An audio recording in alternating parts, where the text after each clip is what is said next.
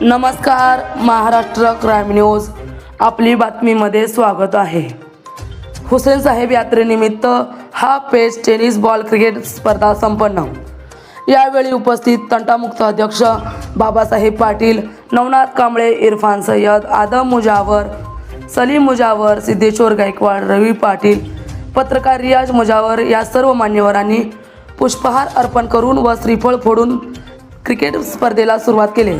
प्रथम पारितोषिक माननीय जिल्हा परिषद प्राथमिक शाळा उपाध्यक्ष सलीम मुजावर यांनी पहिलं बक्षीस 5,000 रुपये यांच्या हस्ते ठेवण्यात आले।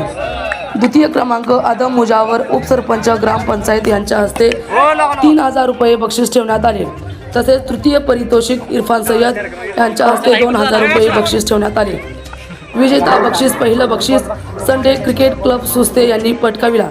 दुसरा बक्षीस दोस्ती क्रिकेट क्लब पोहरगाव यांनी पटकाविले। तिसरा बक्षीस इसगाव संघाने पटकाविले। पहिलं बक्षीस सलीम मुजावर यांच्या हस्ते देण्यात आले।